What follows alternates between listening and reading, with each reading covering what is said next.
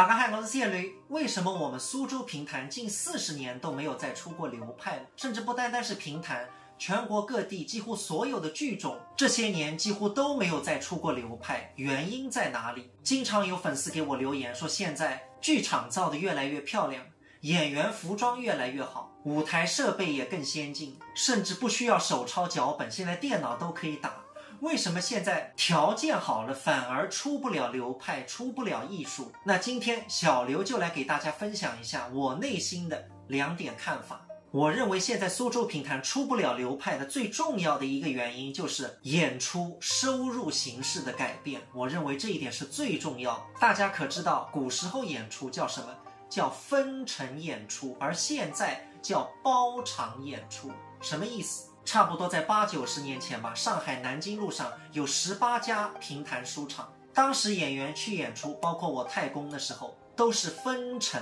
就比如说一张票卖1块钱，场方分5毛，演员拿5毛，演员水平高，来的听众多，场方就挣得多，演员也拿得多。如果说这个演员水平差，票卖不出去，厂方就会赶走这档演员，因为这会影响他的收入。所以那时候的演出竞争力是非常大的，大家都忙着在艺术上钻研，要养活自己啊，怕票卖不出去，一家老小都指望着你。因为那时候凡是说书演员，很多时候都是穷苦出身，穷人家的孩子让你去说书，所以说你一旦说不好，卖不出票，你甚至有可能饿死在街上。所以那时候出了那么多优秀的演员，优秀的作品，还有大家所熟知的流派。我认为这些是迫于生存压力、竞争突破下的产物。但是现在这个社会叫包场，现在江浙沪各地都开了几百家书场，很多社区里都有，每天下午都准时有演出，有些是免票的，有些象征性的收一下门票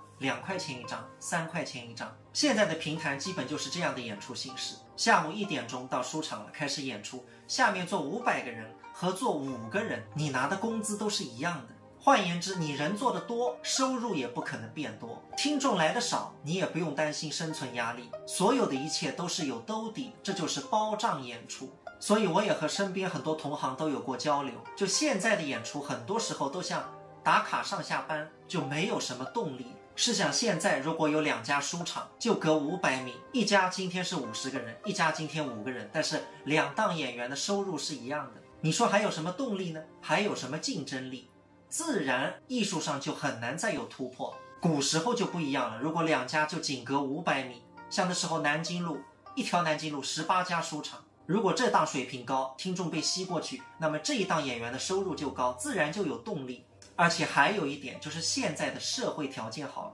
你演员如果评弹唱不好，这条路走不通，大不了换个行当，或者有些家里父母条件好的，完全可以保你。但是古时候说书都是穷人，没有人保你。所以这是小刘的第一个观点，包场演出和分成演出这个当中的差距，对艺术的发展是有非常大的不同。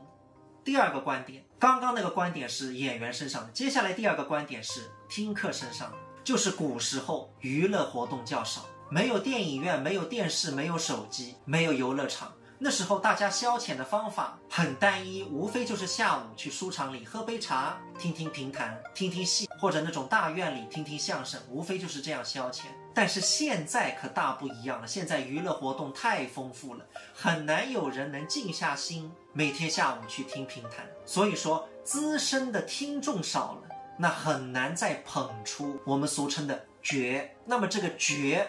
它自然也就出不了流派。以上2点是小刘的2个观点，大家如果认为我说的有道理，可以帮我点点赞，如果觉得我说的不到位，或者有哪些需要补充的，你们评论区帮帮我。那么这些观点呢，我这几年也付诸了很多实践，很多大学生研究生他们写到关于苏州评弹的论文，很多时候会找我辅导，我就会把这2个观点告诉他们，这也是很多大学生在研究写论文时候碰到的问题。不过好在这些论文最终都通过了，那说明那些审核的老师看了一下，可能觉得我说的还是有些道理的。还有个朋友们，该只视频侪带该搭子，你都觉着我讲得对。